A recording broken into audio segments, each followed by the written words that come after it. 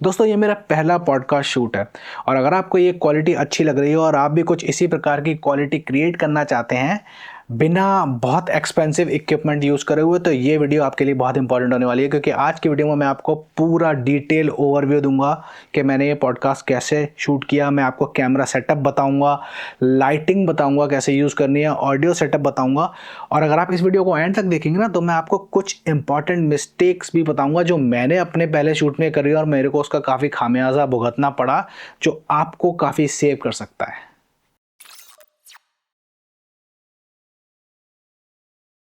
एक बेहतरीन cinematic quality का पॉडकास्ट आपके ऑडियंस रिटेंशन को काफ़ी बढ़ा सकता है। बाय द वे, ये जो वीडियो में आप ये जो शॉर्ट्स देख रहे हैं पॉडकास्ट और ये इंटरव्यू सेटअप देख रहे हैं, मैंने एक नया यूट्यूब चैनल शुरू किया है जिसका नाम है स्टोरी पॉड 24। हालांकि मैं उस चैनल में सिनेमैटिक स्टोरी टेलिंग के लिए बहुत कुछ यूज़ करता हूँ, ड्रामेटिक शॉर्ट सब्जेक्ट का डॉक्यूमेंट्री स्टाइल में AI के एनिमेशन यूज़ करता हूँ। बट आज की वीडियो में हम उसके बारे में बात नहीं करेंगे, हम सिर्फ पॉडकास्ट और उसके सेटअप्स के बारे में बात करेंगे। अगर आप दूसरी चीज़ों के बारे में जानना चाहते हैं तो मेरे को इस वीडियो में कमेंट कर दिएगा, मैं उन चीज़ों को भी कवर कर दूंगा अगली किसी वीडियो में।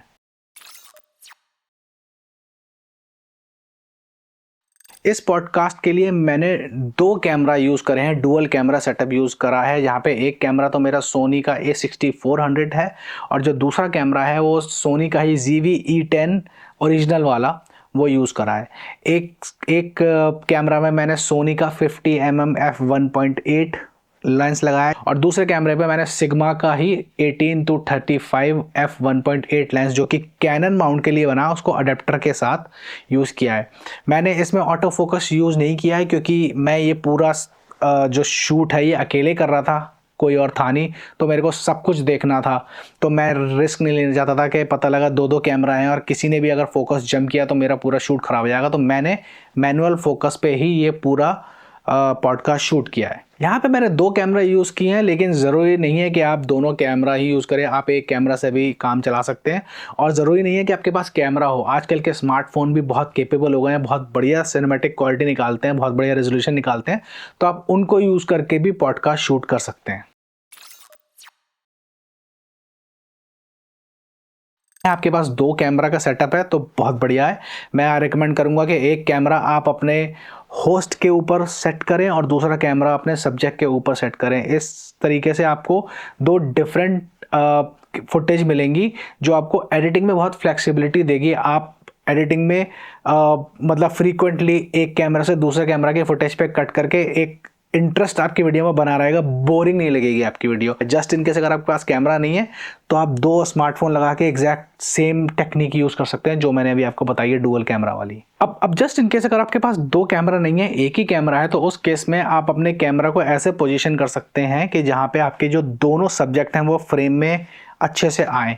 और साथ ही साथ मैं आपको यह भी रिकमेंड करूंगा कि अगर आपका कैमरा 4K शूट करता है तो 4K में शूट करें, लेकिन जो आप वीडियो रेंडर करें उसको 1080p में रेंडर करें। उससे फ़ायदा क्या होगा कि जो एक्स्ट्रा रेजोल्यूशन है आपका, चार गुना एक्स्ट्रा रेजोल्यूशन होता है 4K में, वो आप डिजिटल जूम इन के लिए यूज़ करते हैं। तो हालांकि आपने कैमरा तो एक ही यूज़ करा हुआ होगा, लेकिन इस टेक्निक को यूज़ करके ऐसा लगेगा कि आपने दो कैमरा यूज़ करा है, एक कैमरा आपने वाइड शॉट के लिए और एक कैमरा आपने टाइट शॉट के लिए।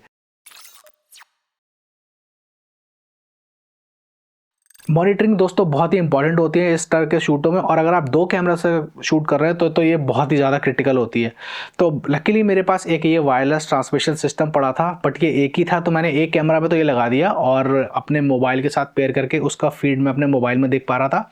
और जो दूसरा कैमरा था जहाँ पर मैं कुछ नहीं लगा सकता था, वहाँ पर जाके मैं बैठ गया। तो क्या हो रहा था कि मैं उस कैमरे को तो मैं उसकी स्क्रीन पे ही मॉनिटर कर रहा था और साथ में दूसरा कैमरा जो दूर रखा था उसको मैं अपने मोबाइल पे मॉनिटर कर पा रहा था। लेकिन इसके अलावा कई बार मैंने नोटिस किया कि मैं फिजिकली भी उठ के जाके देख रहा था। तो ये भी एक बढ़िया टेक्निक हो सकती है कि अगर आपके पास मॉनिटर नहीं है, वायरलेस ट्रांसमिशन सिस्टम नहीं है, तो आप कोई टेंशन की बात नहीं है, आप आराम से धीरे धीरे चल के जाके दोनों कैमरों को कंटिन्यूसली मॉनिटर करते रहें। बस मेक श्योर करें कि जूते चप्पल उतार लें, क्योंकि कई बार जूतों के स्टेप्स की आवाज़ आती है जो आपके ऑडियो में कैप्चर हो जाएगी। तो बहुत केयरफुली वॉक करना है आपको, और ऐसा नहीं है कि इस तरह से नहीं किया जा सकता, मैंने किया है और कोई दिक्कत नहीं आई है मेरे को। एक इंपॉर्टेंट टिप और देना चाहूँगा कि जब आप अपने सब्जेक्ट जो आपके होस्ट और गेस्ट हैं उनका जो प्लेसमेंट करें वो ऐसे करें कि आपका जो बैकग्राउंड है उससे थोड़ा सा डिस्टेंस हो। अगर डिस्टेंस नहीं होगा तो डेप्थ क्रिएट नहीं हो पाएगा, वो आउट ऑफ फोकस वाला इफेक्ट नहीं आ पाएगा।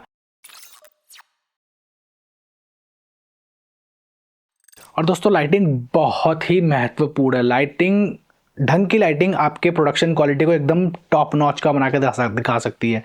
यहाँ पे मैंने कोई खास काम नहीं किया, मेरे पास एक एलईडी लाइट थी 150 वॉट की, मैंने वो यूज़ करी है, और एक लाल्टन करके एक डिफ्यूज़र आता है।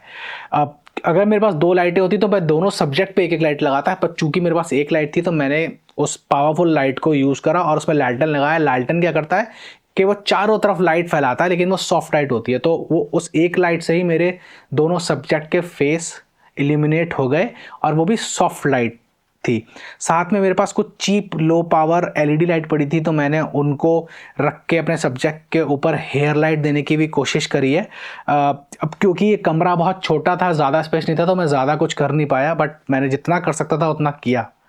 अब अगर आपके पास लाइट नहीं है तो कोई टेंशन की बात नहीं है, आप नेचुरल लाइट को भी यूज़ कर सकते हैं। बस आपको अपने सब्जेक्ट का प्लेसमेंट ऐसे करना पड़ेगा कि वो जो भी नेचुरल लाइट सोर्स हो, आपका दरवाज़ा, विंडो, बालकनी, आप उसके आसपास रखें, और साथ में बहुत ही चीप रिफ्लेक्टर आते हैं, आप उनको यूज़ करके उस नेचुरल लाइट को फिर से सब्जेक्ट के ऊपर रिफ्लेक्ट कर सकते हैं उनके शैडो साइड को भरने के लिए। एक बहुत ही महत्वपूर्ण टिप यहाँ पे देना चाहूँगा कि अपने बैकग्राउंड की तरफ ज़रूर ध्यान दें। क्या होता है कि हम सब्जेक्ट के ऊपर लाइटिंग तो कर लेते हैं, लेकिन अगर बैकग्राउंड आपका डल है, डार्क है, तो आपका सब्जेक्ट भी ख़राब हो जाएगा। मैंने यही गलती करी। मैंने एक इंटरव्यू लिया, रात के टाइम लिया, पीछे मेरा बैकग्राउंड पूरा डार्क था, मैंने अपने सब्जेक्ट पर ठीक से लाइट मार दी, लेकिन पीछे क्योंकि बैकग्राउंड डार्क था और मेरे पास पीछे कुछ था भी नहीं, तो वो पूरा इंटरव्यू बहुत ही बेकार आया। फिर मैंने सेम वही सेटअप लगा के मैंने अगले दिन फिर शूट करा, सिंगल लाइट लगाई, उस लाइट को दीवार की तरफ करा, और दीवार से रिफ्लेक्ट होकर जब वो लाइट मारी थी तो उसके सामने मैंने एक शावर कर्टन, एक पतला सा प्लास्टिक की थैली आती है, वो होता है कुछ पर्दे जैसा, वो लटका दिया, तो वो लाइट उससे फिल्टर होके बहुत सॉफ्ट होके मेरे सब्जेक्ट पे पड़ रही है। और बैकग्राउंड में मैंने विंडो रखी है, जो दिन का टाइम है तो पीछे से पेड़ पत्तियां दिख रहे हैं। तो अब आप देख सकते हैं कि कितना फ़र्क हो गया, सिर्फ मैंने एक विंडो ऐड कर दिया है उस शॉट में, और एकदम क्वालिटी 4 फोल्ड बढ़ गई है। यहाँ पे एक दूसरा शॉट है, यहाँ पे आप देख सकते हैं कि बैकग्राउंड में आपको रेड कलर की लाइट से दिख रही है। ये नेचुरल रेड लाइट नहीं है, अगर मैं बाहर जाकर दिखाऊंगा तो ये एकदम डार्क हॉलवे है, यहाँ पे कोई लाइट वाइट नहीं है। तो मैंने एक RGB LED लाइट को यहाँ पे लगा के रखा ताकि थोड़ा सा कुछ एक अलग कलर निकल के आए और थोड़ा बैकग्राउंड में कुछ इंटरेस्टिंग आए। तो बैकग्राउंड पे ध्यान देना बहुत ही ज़रूरी है दोस्तों।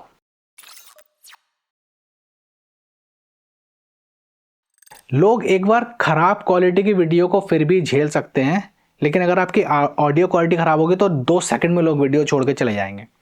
अब यहाँ पे मेरे केस में जैसे कि मैंने बताया कि मैं 2 कैमरा यूज़ कर रहा था, तो मैंने एक कैमरा में, मेरे पास एक ये होली लैंड का आपका वायरलेस लेव माइक है, लार्क M1 करके स्क्रीन पर नाम आ जाएगा। मैंने दोनों सब्जेक्ट के ये लगा दिया, इन दोनों माइक्स का जो डायरेक्ट ऑडियो फीड था वो एक कैमरा में जा रहा था, और मैंने बैकअप के लिए अपने दूसरे कैमरा में एक माइक और लगाया जो कि शॉटगन माइक था, और उसको ऊपर से बूम पोल से लगा के अपने सब्जेक्ट के हेड के पास माउंट कर दिया, ताकि जस्ट इन केस अगर कुछ गड़बड़ हो तो मेरा जो मेन गेस्ट है उसका ऑडियो ख़राब ना हो, उसका बैकअप ऑडियो उसमें रिकॉर्ड होता रहे। एक बहुत ही महत्वपूर्ण टिप है कि जब आप ये कर रहे हो तो करने के बाद अपने सब्जेक्ट को बिठा के उसका ऑडियो टेस्ट ले ले, उससे एक नंबर 1 2 3 4 5 6 7 8 9 10 बुलवा लें, उसका इंट्रोडक्शन ले लें। इससे क्या होगा कि आपको पता लग जाएगा कि वो किस टोन में बोल रहा है, वो कितनी लाउडनेस क्या होगी, उसके हिसाब से आप अपने कैमरा में लेवल को सेट कर सकते हैं, ताकि जब आप इंटरव्यू एक्चुअली शूट करने जाए तो उस टाइम आपका ऑडियो पीक ना करे और कहीं ऑडियो पूरा ख़राब ना हो जाए। तो ये सारे काम आपको पहले ही करने हैं एक्चुअल रिकॉर्डिंग शुरू होने से पहले। और हाँ, माइक को जितना हो सके उतना साउंड सोर्स के पास रखना है। तो लेव माइक तो बाय डिफ़ॉल्ट यहाँ लगता है, तो वो तो कोई दिक्कत नहीं, लेकिन अगर आप शॉटगन माइक यूज़ कर रहे हैं तो कोशिश करें कि जितना आप अपने सब्जेक्ट के पास में ला सकते हैं उतना ले आएँ। हाँ, मेक श्योर करेगा फ्रेम में ना आए, क्योंकि फ्रेम में अगर आएगा तो वो प्रोफेशनल नहीं लगेगा। मैंने रियलाइज़ करा अपने एडिटिंग के टाइम पे कि बार बार ऑडियो ओवरलैप हो रहा है। मतलब अगर एक बंदा कुछ बोल रहा है तो दूसरा बंदा हंस रहा है, तो उसकी आवाज़ भी मिक्स हो जा रही है, तो दूसरे वाले बंदे की आवाज़ पता नहीं चल रहा कि उसने क्या बोला है। इसको बोलते हैं ऑडियो ओवरलैपिंग। अब इसको ठीक करने का एक ही तरीका होता है कि आप दोनों ऑडियो को अलग अलग रिकॉर्ड करें, या तो दोनों ऑडियो को अलग अलग सोर्स से कैप्चर करें, या फिर अगर आप एक ही कैमरा में रिकॉर्ड कर रहे हैं तो मेक श्योर करें कि आपका जो ऑडियो का चैनल होता है, एक बंदे का ऑडियो लेफ्ट चैनल में रिकॉर्ड हो, एक बंदे का ऑडियो राइट चैनल में रिकॉर्ड हो। इससे आप फिर भी कंट्रोल कर सकते हैं। मेरे केस में क्या करा था, मैंने वो मोस्टली लैव का जो वायरलेस माइक था वो ही मैंने यूज़ करा है, और वो मोनो चैनल था, उसमें कोई स्टूडियो नहीं था। तो मेरे केस में मैंने वो लैव का वायरलेस माइक यूज़ करा था, और वो दोनों का ऑडियो एक ही कैमरा में जा रहा था, और वो चैनल भी एक ही था। ऐसा नहीं था कि लेफ़्ट और राइट दोनों का स्प्लिट था, वो एक ही चैनल में जा रहा था। तो इस चक्कर में मेरे को बहुत दिक्कत हुई, स्पेशली जब ऑडियो ओवरलैप हो रहा था तो बहुत प्रॉब्लम हुई, इसको मैं कुछ ठीक कर नहीं पाया। तो ये मेरे लिए बहुत बड़ी लर्निंग है, और आगे से मैं ध्यान रखूंगा कि आगे से जब भी मेरे को ऑडियो सेटअप लगाना होगा तो मैं कोशिश नहीं करूँगा, मेक श्योर करूँगा कि जो मेरा गेस्ट है उसका ऑडियो एक डिफरेंट कैमरा में रिकॉर्ड हो प्रॉपर तरीके से, और जो मेरा होस्ट है उसका अलग कैमरा में रिकॉर्ड हो। और अगर ऐसा नहीं हो सकता तो एटलीस्ट दोनों के चैनल अलग अलग हो, ताकि मैं अलग अलग उन चैनल्स को कंट्रोल कर सकूं, उनकी आवाज़ जब चाहे तब दबा सकूं, उनकी आवाज़ जब चाहे तब बढ़ा सकूं। हम लोग जब बात करते हैं तो कई बार हम अपने हाथों को हिलाते हैं, और मैं देख रहा था कि मेरा सब्जेक्ट बैठा है तो बीच में मेरे होस्ट का हाथ आ जा रहा है फ्रेम में, और अगर कई बार होस्ट की तरफ कैमरा है तो बीच में सब्जेक्ट का हाथ आ जा रहा है। तो ये दिक्कत इसलिए होती है कि मेरे जो कमरा है वो बहुत छोटा है, और मैंने उनको बहुत पास पास बैठा के रखा था। तो इसका एक ही तरीका है कि अपने सब्जेक्ट को दूर दूर बैठाएं, ताकि आप एक दूसरे के फ्रेम में ओवरलैप ना हो। लकीली 2 कैमरे सेटअप होने की वजह से मेरे को ये फ़ायदा हो गया कि जब भी किसी का बॉडी पार्ट ओवरलैप होता था उस फ्रेम में, तो मैं वो वाला वीडियो ना लगा के दूसरे कैमरे का क्लिप लगा देता था वहाँ पे, तो इतना पता नहीं चला। तो वहाँ पे इस वजह से मैं थोड़ा सा सेव हो गया। अगली मिस्टेक मेरी ये है, जो मैंने आपको दिखाया कि मैंने बैकग्राउंड में एक रेड कलर की RGB लाइट लगाई है ताकि वो एरिया ब्राइट हो जाए, लेकिन जो मैंने रियलाइज़ नहीं करा कि जो मेरा सब्जेक्ट था वो भी रेड कपड़े ही पहन के आ गया। जो मेरा पर्पस था अपने सब्जेक्ट को बैकग्राउंड से सेपरेट करने का, वो पूरा डिफीट हो गया, क्योंकि रेड पे रेड मिक्स हो गया, ब्लेंड हो गया। यहाँ पे मेरी गलती है, या तो मेरे को सब्जेक्ट को पहले बताना चाहिए कि भाई आपको ये कपड़े पहन के नहीं आने, एटलीस्ट ये कलर के मत पहन के आना। या फिर ये भी आप बोल सकते हो कि भाई RGB लाइट थी ना, 2 मिनट का काम था, बाहर निकल के जाते कोई और कलर सेलेक्ट कर लेते। हाँ, ये एकदम सही पॉइंट है, और इसी बात को लेके मैं अब अपना जो अगला मिस्टेक है वो बताना चाहता हूँ, और जो बहुत सारे लोग करते हैं, और वो ये है कि single one man army shoot. हम लोग जब भी अकेले कुछ करते हैं, अकेले सारा शूट करते हैं, तो हमको बहुत प्राउड फीलिंग होता है कि अरे यार मैं ही डायरेक्टर हूँ, मैं ही सिनेमेटोग्राफर हूँ, मैं ही एडिटर हूँ। आप लाइट भी देख रहे हो, आप कैमरा भी देख रहे हो, आप उसका फोकस भी देख रहे हो, आप लोगों का एक्सप्रेशन भी देख रहे हो, आप ये भी देख रहे हो कि स्क्रिप्ट टाइम पे चल रही है कि नहीं चल रही है। तो इतने में ना आपका अटेंशन बहुत डिवाइड होता है, और आप बहुत जल्दी थक जाते हो, ड्रेन हो जाते हो। और जब आप थक के ड्रेन हो जाते हो ना, तो आपसे छोटी छोटी चीज़ें मिस हो जाती है, और यही मेरे साथ हुआ। मैं इतना बाकी की चीज़ों में लगा हुआ था कि मेरा ऑडियो तो पीक नहीं कर रहा, मेरे सब्जेक्ट का फ्रेमिंग ठीक है, मेरी लाइट ठीक है, और कोई ना, मैं यही भूल गया कि जो मेरा सब्जेक्ट जो कपड़े पहन के आया है, पीछे की लाइट भी उससे मैच हो रही है। तो मेरी आपसे रिकमेंडेशन ये रहेगी कि कभी भी अगर आप कोई इस तरह का शूट करें तो एक छोटी सी टीम असेंबल कर लें, और अगर टीम असेंबल नहीं कर सकते आप बहुत ही टाइट बजट पे, तो अपने एक आध दोस्त की हेल्प ले लें जो आपको शूट वाले दिन आपकी मदद कर दे।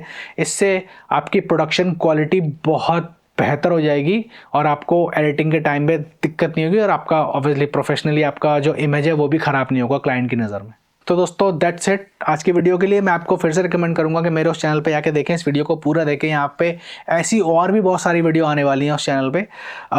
अगर आपको उस वीडियो में किसी और चीज़ पे ट्यूटोरियल चाहिए कि ये AI एनिमेशन मैंने कैसे बनाया है, या फिर मैंने जो ड्रामेटिक शॉट करे हैं वो कैसे एडिट करा, या मेरा पूरा प्रोसेस क्या रहा है स्क्रिप्ट लिखने का, डायलॉग वॉइस ओवर लिखने का, वो सब अगर आप कुछ भी जानना चाहते हैं तो मेरे को कॉमेंट करिएगा। मैं आपको कोशिश करूंगा कि मैं एक पूरी प्लेलिस्ट बना के डालूं जिससे आप लोगों की मदद हो सके। दैट्स इट आज के लिए इतना ही, बाकी जल्दी मिलता हूं आपसे अगली वीडियो लेके। तब तक आप लोग अपना ख्याल रखिएगा। I will see you soon.